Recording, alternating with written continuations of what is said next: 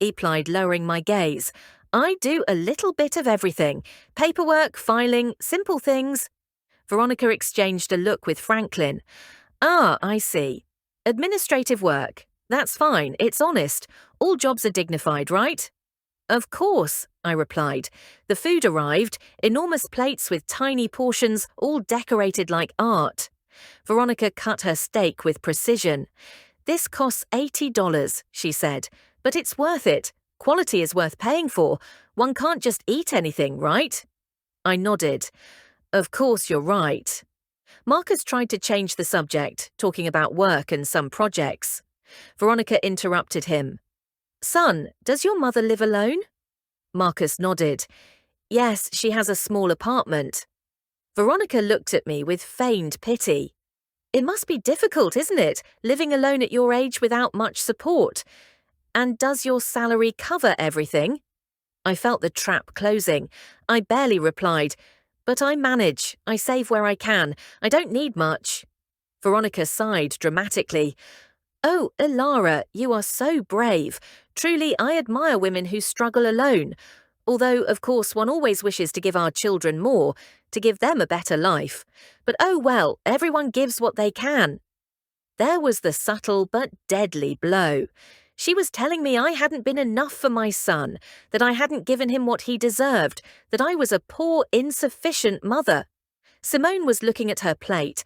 Marcus was clenching his fists under the table, and I just smiled. Yes, you're right. Everyone gives what they can, Veronica continued.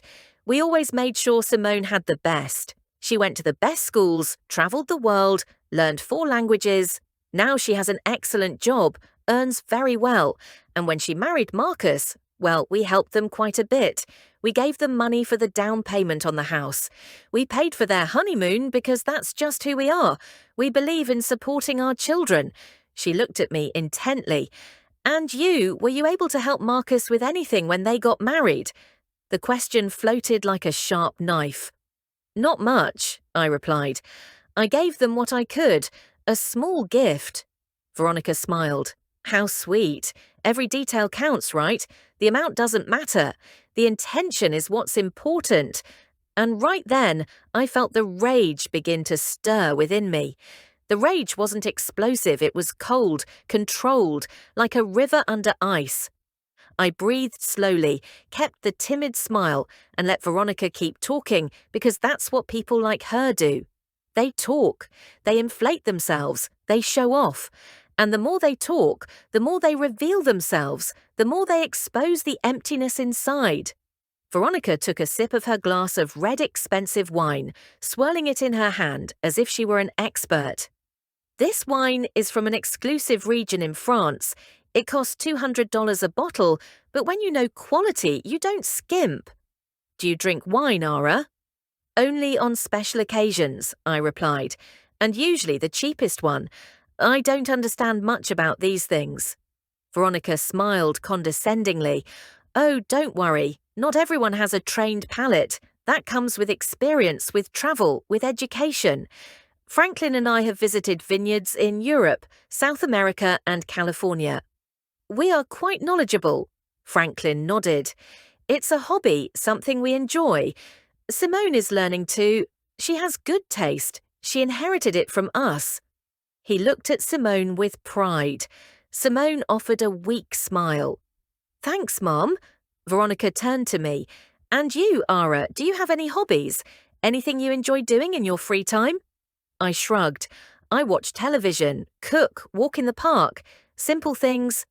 Veronica and Franklin exchanged another look.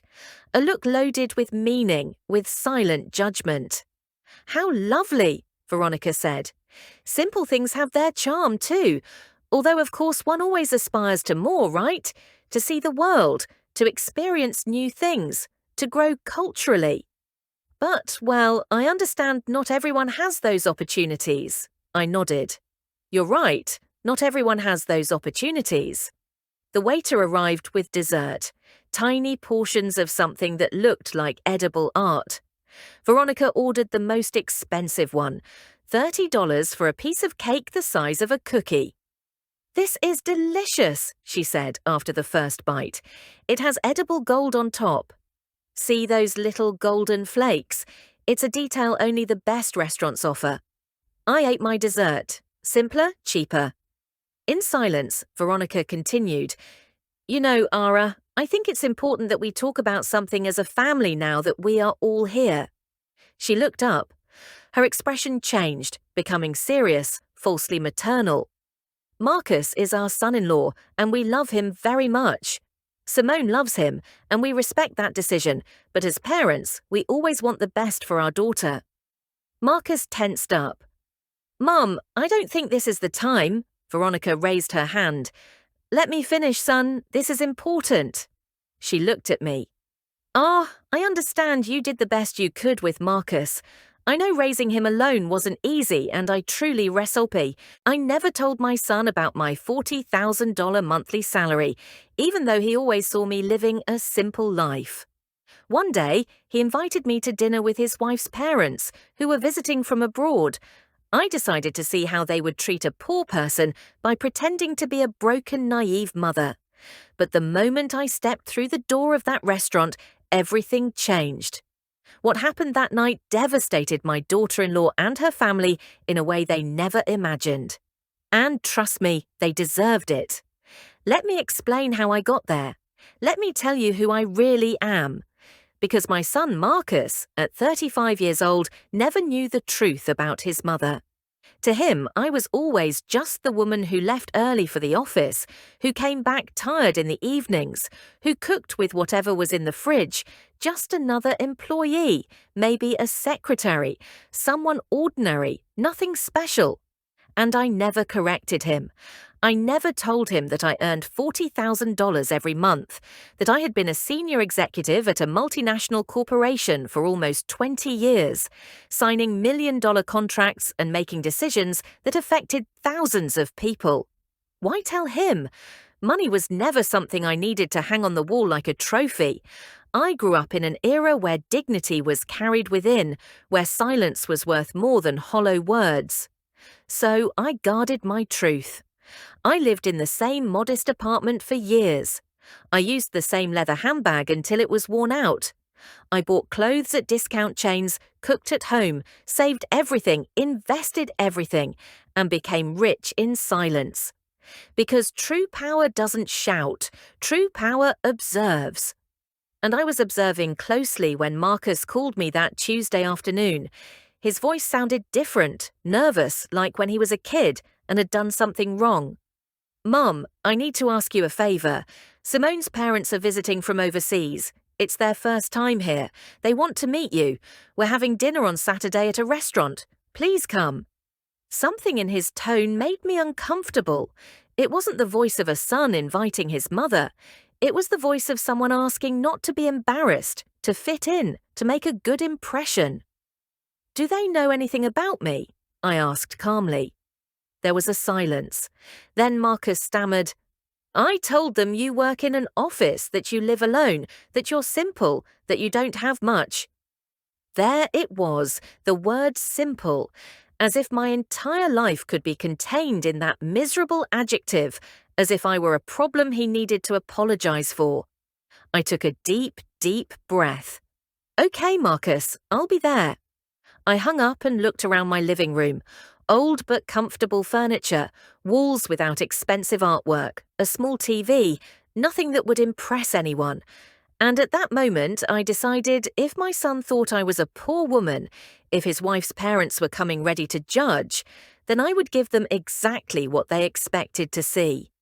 I would pretend to be broke, naive and desperate, a mother barely surviving. I wanted to feel firsthand how they treated someone who had nothing. I wanted to see their true faces, because I suspected something. I suspected Simone and her family were the type of people who measured others by their bank accounts. And my instinct never fails.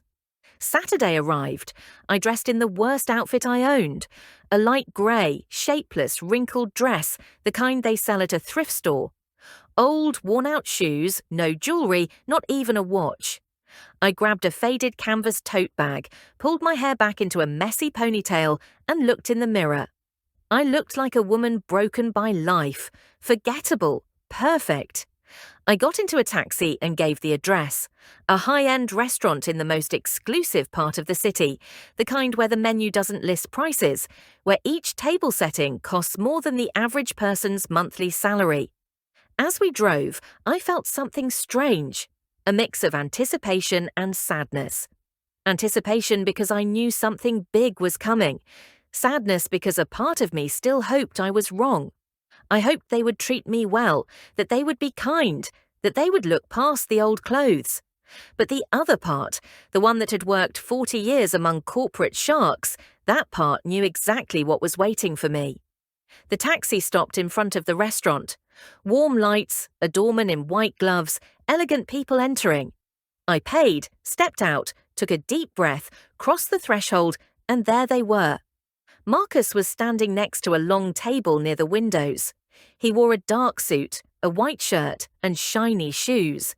He looked anxious. Beside him was Simone, my daughter-in-law. She wore a tailored cream dress with gold accents, high heels, her perfectly straight hair falling over her shoulders.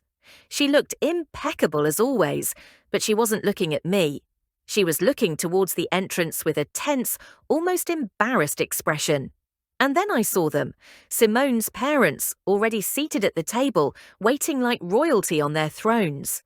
The mother, Veronica, wore a fitted,